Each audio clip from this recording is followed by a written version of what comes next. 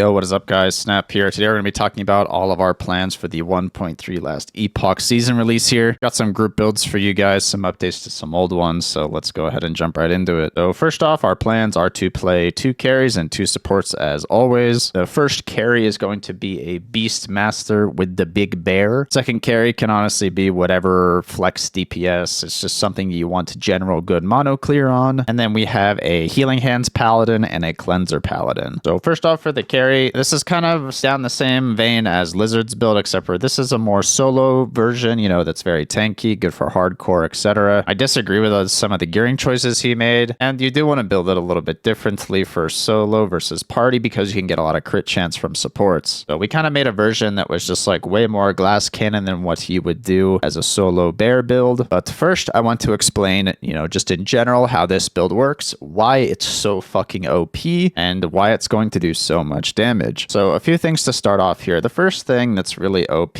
about Earthquake is that it has 600% added damage effectiveness. This scaling is obviously really good. You can get a ton of flat from your weapons on the suffixes as well as the Yulia's Path, which we'll talk about a little bit later. Additionally, if we move over to the supports here, the Symbols of Hope give you a ton of flat fire and then a ton of flat void from the second support, which is converted, and they both stack, giving you like 100 flat damage. That 7-to-1 scaling or 600% increase on the Earthquake goes really far when you can get a ton of flat damage from all of these different sources. So that's number one. The next thing we need to look at on the Earthquake tree is just all of the insane more multipliers that this tree gets. If we just look at all of the nodes we've spec'd here on the endgame tree, we have 60% more slam damage. The next node makes it so your aftershock damage applies to the initial slam damage, but it removes the aftershocks. Then we have it so that the slam hits 3 times, but it adds cooldown to it. So this is like 200% more damage or triple damage pretty much. This is 45% more damage here. This is 75% more damage here. This is 100% more damage here, 30% more damage here, and then finally 75% more damage here. There is an insane amount of more multipliers on this tree. It's one of the reasons why Earthquake is very good, coupled with the extremely high added damage effectiveness. It's just a very good skill to just do a lot of damage. The numbers are just really good to start. Now, the most recent change in 1.3 made it so that now your Summon Bear can cast Earthquake. This new node down here lets him use Earthquake, and it scales off of your minion stats, but it has a 50% less damage penalty. So when you have a skill that is being cast by the bear, it will scale off of the Summon Bear's tree, and then when it's casting Earthquake, it will get all of the more multipliers and all of the things that are on the Earthquake tree as well. It's essentially scaling off of 2 trees. The Summon Bear tree also has a ton of multipliers on it. It has more melee damage per bleed over here, has a 50% more damage over here. It gets additional flat damage per strength over here, as well as base crit chance, and then another crit multi bonus over here. Then finally topping it off, we have 32% more damage over here as well. Starting with the fact that we have 600% added damage effectiveness on the skill, 1 bajillion more multipliers on the tree over here. Then we go over to the Summon Bear tree and we have like a bunch more multipliers, free crit chance, free crit multi. It's just, there's just everything, right? That's not even where it stops. Earthquake is on a cooldown and your bear will only use it every once in a while. You can reset the cooldown by using Warcry, which is what we'll be building all of our cooldown reduction for. We want to be able to reset the Earthquake cooldown as much as possible by casting Warcry. The other thing that the bear does while he's on cooldown is he casts Swipe, but it has a 2-second cooldown. The bear then has a 3rd skill tree that he's scaling off of, because when his Earthquake is on cooldown, he'll start swiping, and there are global buffs and more damage multipliers that are in the swipe tree. The global buffs are going to get from the swipe tree is going to be Aspect of the Panther, which gives you 5% more damage per stacks. Starts out with a baseline of 5. You can add +2 stacks for a max damage of 7. The stacks with this node also give you 2 flat melee damage, just increasing the flat damage with the very generous scaling. It's just doing more and more damage. Get some attack speed, doesn't fucking matter. This is Aspect of the Panther duration, which lets you scale up more stacks more easily. And then finally, when we have 12 crit multi per stack, we have 7 stacks fully ramped. It's just a ton more crit multi that your bear is getting, right? Now, there's another skill tree that's going to be benefiting the bear here. That is when you Warcry, you're of course resetting the cooldown of your Earthquake, so your bear will cast it again. But on top of that, all of the Berserk nodes will affect your bear down here, giving it a ton more flat melee damage. Additionally, whenever you cast the Warcry, it'll cast 4 Maelstroms. The Maelstrom is simply just a damage steroid for your bear. The way Maelstrom works is an interaction with the Boots Yulia's Path. Whenever you cast a Maelstrom, it gives you 4 melee necrotic damage for the maximum duration of the Maelstrom. You do need to spec Maelstrom here and just grab all the duration nodes down here and as well as these ones over here. This makes it so your damage lasts 23.8 seconds on the bear. So it's extremely easy to ramp a lot of flat necrotic damage from the Maelstroms. You can easily get up to like 30, maybe 40 stacks if you're watching the cooldowns of your Beneath the Waves nodes and then also War Crying at the appropriate time as well. So we just have 1 bajillion more damage on this tree, 1 bajillion more damage on the bear tree. War Cry is giving you a ton of utility, more damage, more flat. This is giving you more flat damage. This is just giving you more damage, more crit multi, everything. All the trees, it's like 5 trees packed into one skill. The multipliers are just insane. But that's not even where the more multipliers stop. For some reason, somebody at EHG is like a Gazi TV minion fan or something, and we decided to add Aspect of the Shark to the game. Aspect of the Shark is here, and it's 15% more melee damage and then 10% melee attack speed per stack. You can give it 5 stacks of Aspect of the Shark, which is 6% more damage per stack. So it's 30% more damage fully ramped. You can then get 120% Shark effect here, as well as even more companion effect here. This is 200% here on these 2 nodes. And then you can get Aspect of the Shark on the idle suffixes of the 1x3s and 1x4s here. Every single idle can have Shark effect. All of that Shark effect is giving you like 110% more damage, which it's honestly just exhausting going through all of the more multipliers that this skill has access to. It just goes on and it's more multiplier and more multiplier. The last thing you kind of need to know about minions and minion scaling in this game is that affix values for minion damage are generally higher or more extreme than what you can find on just general damage affixes for yourself. Yeah, I even forgot to mention 2 more multipliers that minions get on Beastmaster, which is 85% more damage here and then 75% more damage here. You get a ton of crit chance and then free crit multi here. There's just too many multipliers on this skill, guys. Like, I'm building a much more squishy version of this build, which involves dual wielding Null's Tooths. If you want to go a more balanced version, you can either go Cleaver or Shields are also a really great option on this build. But in my case, since I'm playing in a party, my job is just to basically be the nuke. I just want to be able to kill the bosses, you know, boop, one shot. So I'm going to be going as extremely glass as I can. Null's Tooth is extremely good because it has flat melee minion damage on it. It also has +2 level of melee and minion skills. On the Null's Tooths, the level of melee skills matters more than the level of minion skills here. After a certain point, the bear nodes kind of become useless. I've dumped this point here and this point here, which is just a little bit of DR, I guess. But honestly, if you had to buy a Null's Tooth, you kind of want them to get them 2 LP, and then you also want to prioritize the level of melee skills here. I have not even clicked all of the more damage multipliers that are on Earthquake. There's just simply not enough points here. So just be sure you're prioritizing the Earthquake levels over the bear levels. Getting a bunch of hit mitigation for free. We also want to put base crits on the chest piece here, and then the second stat's going to be minion crit multi. Obviously, if you can get double exalted, that's great, but it's probably going to be T7, T5 as you're starting out here. Prioritize the minion crit here. As for the primordial here, I really do think that just having a exalted +6 Earthquake is just the best option here. The helmet slot doesn't really have any great options to begin with for minions, to be honest. You don't really care about the plus levels on the Artor's Legacy helmet because there's just not enough useful things to click on the bear after a certain point, especially if you have well-rolled Null's Tooths. And the +2 levels of Earthquake that you get going from T7 to T8 lets you click 2 15% more damage nodes, so it's about, you know, 30% more damage or something like that here. Additionally, if you aren't using your relic here, the dedication of the Erase Primalist is going to give you 15% more damage multiplicatively, but it scales with all of the aspect effect that is on your passive tree down here. So it's giving, you know, 30% more damage just on the relic. So I really do think that you don't want to use any of the relic primordial uniques. This is going to be giving you a lot more damage. Not to mention the +1 is extremely good here as well. For the amulet here, it's really easy to cap crit in a party when you have sigils and holy aura, so you do not need to get crit chance here on your inheritance of the erased. You can choose to put a defensive affix here like regen or health, but you know, if you're going all damage, you just want to go crit multi. It's going to be giving like, you know, 110 or 120 crit multi to your bear. Very, very good item here. Rings is just any exalted on an opal base. You can do minion damage, you can do strength, health. You just kind of want to fill out your resistances here as well, whatever you need to cap out on the suffixes. Last but not least is Jorah's Obsession. Honestly, I think this is the item that you have the most, you know, leniency to fudge around. I don't think you need the melee attack speed on the bear, especially if you're just going for that cooldown nuke on the Earthquake. So a good alternative here is maybe a Mortal Vise just for the hit mitigation. You can use Grasp of the Blood Mage for more hit mitigation early if you want, but Jorah's is kind of like an easy thing. If you want to give your bear more melee attack speed, this could help build up your aspect of the panther here stacks. This attack speed will help stack that up better. Last gear piece is just a belt. Try and get as much cooldown recovery and then, minion damage, minion health.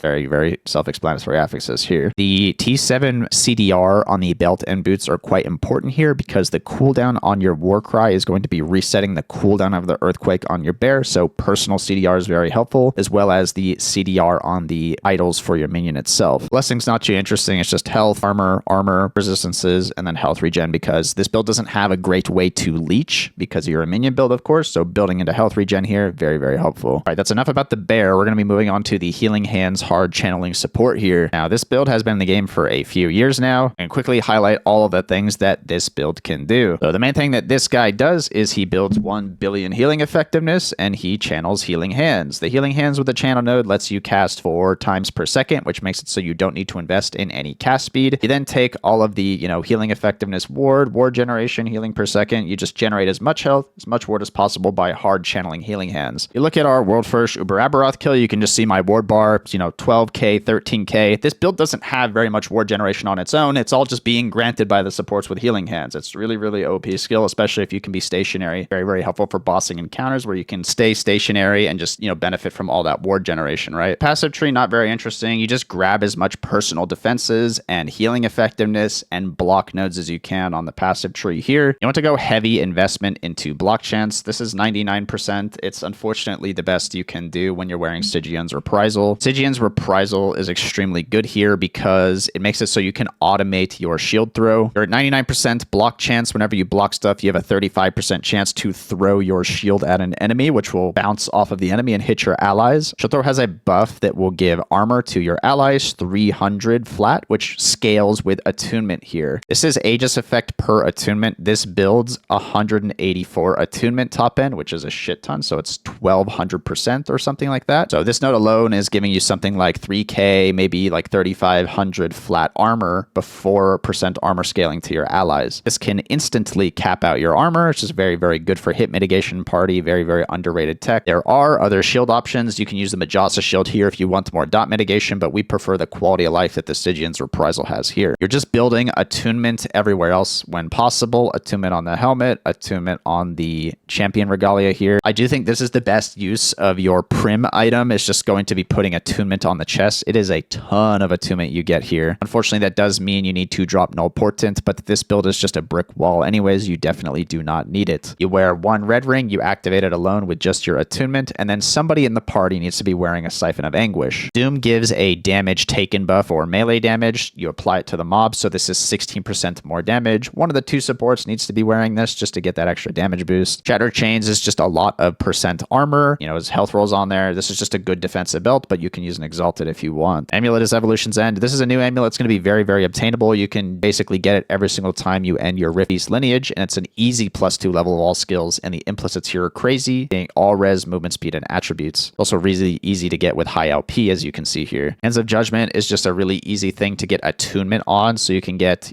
16 attunement, and you can even get a higher roll like T7 attunement here, but the block chance is necessary here to try and get you as close to block cap as possible. Foot of the Mountain does a few things here. It gives you all attributes, which of course is extremely good here, but also it helps a lot with your channel costs. When you're channeling, you're stationary, which means you're building up stacks of Mountain's Endurance, which means that you're getting stacks and your channeling is costing less mana. Last but not least is Shattered Worlds. Obviously before Shattered Worlds, you can just use the Code of the Erased Sentinel as a shoe-in and just gives you plus levels. But once you can get this item, slap on +4 symbols, you're going to be good to go. Items are going to be the same on all of the support characters here, which is just healing effectiveness, block effectiveness. These were nerfed, but they are still just best in slot for supports. There's really no other stats you'd want on idols here. Blessings, also uninteresting. It's going to be health, all res, health regen, and then you do need block chance here instead of armor. Last thing to note here is that with Yulia's Path, you're going to be getting a bunch of flat necrotic damage on your minions here, so you do need a source of necrotic shred. It is really good to get on the support here. He sacrifices a little bit of armor to give you the necrotic shred. The majority of your damage is going to be necrotic if you're properly stacking your maelstroms. Some other thing to mention on the skills here is, we do have 184 attunement. Of course, Javelin is a big damage steroid. You throw your Javelin, and when your allies are in range, you're getting 2% damage per attunement. This is like 360 or 370% damage that you're giving just for people standing in the Javelin. Very, very good. Last thing is Sigils is going to be giving us all of the crit chance for our bear. We do have 6 sigils, and we have 16% crit chance here per symbol. We also have increased damage here per sigil, and then we also have fire damage here per sigil. One thing to note here about sigils is that you can benefit from the flat damage buff here twice if you have a second person with the buff, and the second person takes the void conversion.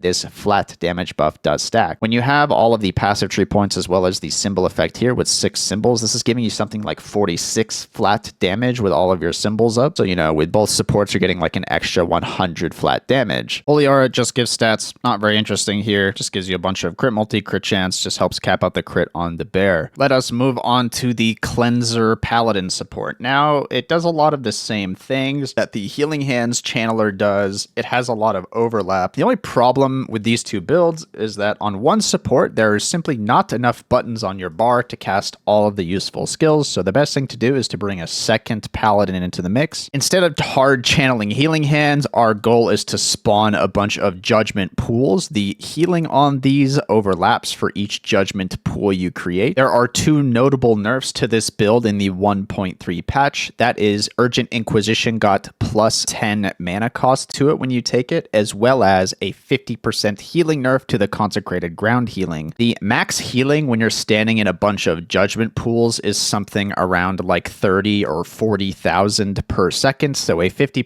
nerf for bringing that down to like 20,000 per second is honestly not that big of a nerf. It is still basically just infinite healing when you're standing inside the Judgment pools. So your goal on this build is to, of course, just create as many Judgment pools as possible. The way you do that is to scale attack speed with the chest mod that is mana gained when you hit an enemy with Vengeance. You get 15 mana back plus the passive tree mana here, which is 10, 25 whenever you hit stuff with Vengeance. The Deliverance buff here also gives you an additional 5 mana on hit, so you have a ton of on-hit mana generation. You want to build attack speed wherever possible, so that's where we've used our prim here, is to just put a T8 Exalted on a Nagasa Scimitar here because it has the highest base attack rate. So when you're playing this build, in order to manage the mana cost on Judgment, you need to do what's called spell queuing. What you need to do is put Judgment on the left side of your skill bar compared to Vengeance. Skills on the left side, while you're holding down more than one button, will be cast first. It'll be prioritized over the others. So if we have the mana available to cast, we will always cast a Judgment, and when we run out of mana or go negative mana, we will use a 0-cost skill such as Vengeance to regenerate all that mana on hit. Then we just scale a bunch of attack speed, right? Vengeance also gives us a ton of hit DR for this build. It really just makes this build super immortal. Shield Bash is on this tree just as a stun. It kind of helps during boss fights if you're stunning, like, you know, annoying attacks, whatever. You can really just put this on your bar. There's nothing better to put on here, maybe besides Shield Rush if you want to rush through the monos a bit faster. Sigils of Hope is very similar here. Now the tree is going to differ a little bit from the first support because, as I said before, you want one guy with fire damage and one guy with void damage. This is kind of the only thing that stacks on the sigils is the flat damage, but only if it's converted. The percent damage here and the percent damage here does not stack, and only the first sigil will give you that percent damage. Because you're attacking a bunch with Vengeance and Judgment, you take Healing Hands, of course, to generate more ward, but you're using the on-hit node over here, which is Cleric's Hammer. So you're not channeling, just proccing it on the Vengeance and Judgment hits. But the tree is going to be more or less the same. The gearing is going to be a little bit different here. We do want to incorporate a lot more movement speed into this character. You kind of want to have in party one guy that's leading the monolith, and you kind of have everybody else that's warping to him over and over again. In last Epoch, if you're using the little warp button that's at the top left portrait, you can use it with no cooldown and warp to them over and over again. So you can have one guy that's, you know, building a ton of movement speed, and you can just warp on him over and over again to clear monos quickly. That means you want to build a hefty amount of movement speed. The way you do that is on rings. You know, you get Arboreal Circlets, you put block chance health on them. The gloves give you swiftness. Shattered Worlds give you haste permanently. These boots here is more movement speed than Fiery Dragon Shoes. It also gives you melee attack speed, which is perfect for the, you know, on-hit mana generation that we have for Vengeance. You have a helmet with movement speed on it as well. And then we throw on a Null Portent for more hit DR, and then a Countenance of Majasa to help with our dot mitigation. We're not building nearly as much attunement as the other Paladin, which means that the new node that's giving you DR per attunement is not very good here, this node here. So having the dot mitigation from the Majasa shield with all of the armor is going to help out a lot. Idols are kind of uninteresting here. It's just healing effectiveness, block effectiveness. You can also throw on one shred idol here. And it goes over most of the builds. The fourth build really can be whatever general carry that you want. MP is playing the other carry in our party, and I told him he can just kind of play whatever build he wants. He might go Warpath, you know, just to have fun. He might go, you know, some mage build. It really doesn't matter. The reality is that when you get to a certain point in Monoliths and the Woven Echoes, you're simply just going to be doing the Lostwood Folly into Shrine spam, and the map just clears itself with the Shrine map, and it really doesn't matter what build you're playing because the Shrines are doing all of the clearing, and that's how you get all your XP anyways. Next, I want to talk about how you're going to be leveling all of these builds through the campaign. So as for leveling the supports real quick, I do want to shout out Tarek here on Maxroll. The Sentinel leveling guide on Maxroll is extremely good. You just use Rive to basically summon a bunch of forge weapons, and the forge weapons with some ailment chance on your weapons is going to be extremely good. You then go Judgement a little bit later on, but honestly, you can go support kind of pretty early, around like level 30 or whatever. Both of the Paladins can level with this setup here. So I'd highly recommend just following this particular guide. Throwing on sigils early and giving your whole team a bunch of flat damage is extremely good early on. Next, I want to talk about the leveling pathway for the Summon Bear guy. Now, I definitely wouldn't recommend leveling with a Summon Bear. It's going to be really bad until about like level 70, which is when you start to get all of those multipliers online. Very easy way to level Primalist or Beastmaster in this patch is going to be using totems. The way you do that is you spec totems at like level 3 or 4, whatever you get this at. You're just using Wolf and auto attack until then. Once you get the totem spec, you're going to come down here and grab the single projectile node. You also want to grab one pierce, I think, and then this node here for 25% more damage is very good to click one early on. I don't like putting 4 points into this Memories of a Terra because I like it when I overcast my totems and it kicks me out into human form, which then I can summon my Thunder Totem. So your last points here can go into the Max Thorn Totems here. You can put the excess points here into the more damage here, and then, or you can put them into the double damage here. Additionally, really good damage points are these ones down here, 25% more damage. You can do 1 point here as well. The second skill, right as you unlock it, is going to be Summon Storm Totem. Your goal here while you're leveling is early on, you want to dump these points into cast speed. You can do 3 or 4, and then you want to beeline it down here to the node that makes it so you make a Thunder Totem. You can then put your last point into the more multiplier here. Then you can grab the more base crit chance over here and the crit multi over here if you're going crit. Third skill when you unlock it is going to be Spriggan Form. You want to beeline it over to the bottom right. Your goal is to get these max totem nodes down here, so 4 points here. This makes it so your healing totems are now Thorn Totems. You grab these max totem nodes down here. Second most important thing is to unlock double Spriggan, which is coming down here and then grabbing the double Spriggan. That's kind of all you really care about here in the tree. The rest of your points can go into just personal utility. If you want to go like more healing, you can click that, but it really doesn't matter that much, I'll be honest. Fourth spec is going to be Summon Spriggan. Your Spriggan is important because you beeline it down here. You get a bunch of flat spell damage, which is really broken, and you get a bunch of flat crit chance. Now, when you have 2 Spriggans while you're in Spriggan form, you're benefiting from this buff twice. So this is 30 flat spell damage and 16 base crit, which helps you go crit. These are, once again, kind of the only points that matter in Spriggan. You can kind of get like, you know, some healing aura shit, but it's honestly like doesn't really fucking do anything. Some dodge rating, sure, whatever. Your last spec is what I would do when you're starting to transition. I would put Earthquake here and start getting levels in it so that when you do transition to Bear, you have a lot of XP on your Earthquake and it's not going to feel like shit when you respec. I personally don't think it's necessary going this Gathering Storm route on the Storm Totem here. I'm personally planning on respecking around like level 70 or so, and I think that Thorn Totems are going to be more than enough to carry me up until that point when I can start to transition into a Bear build. Quickly going over the passive tree here, as you start, you need to grab all these points in attunement. You also want to grab these increased minion damage points and increased minion spell damage points here. Totems are minions in this game, and so they benefit from all of the increased minion damage. From there, you want to get 5 points in the Druid tree, so you can unlock your Spriggan form. You want to continue to dump points into the Druid tree so you can get the Summon Spriggan, because as we said before, it gives you all the base crit. You also want to grab this 3-pointer here, which is giving you 10% movement speed as well as some attack and cast speed. Therefore, you're going to be putting 18 points into the Druid tree, and now you're going to swap over to the Shaman tree. Shaman tree is a bunch of very good damage points. This is a bunch of penetration up here that you can get. You're also looking to get these 3 nodes down here, which is 10% damage per point. This is attunement, which is very good on the build, and then attack and cast speed for your totems here. So as you continue along the path here, you can see we're just grabbing a bunch of generic increased damage, and I think this is kind of where the point you would look to transition into Summon Bear. This is going to be like level 70 70 or so. Yeah, I think that wraps up everything that we're doing in the last Epoch season here. If you have any questions or that sort of thing, you can leave in the comments. I try to answer as many people as I can. We're not going to be going too crazy on this patch. I don't think we're going for World First do Barath again or anything like that. We're just doing a pretty casual push, you know, with a decent amount of rep, and we're just here to have fun. We're not doing anything crazy, so definitely not compromising our sleep over it again. So I'm looking forward to the new season. Hopefully it's you know, good fun. We got to slay some Rift Beasts and do some shrines, and we'll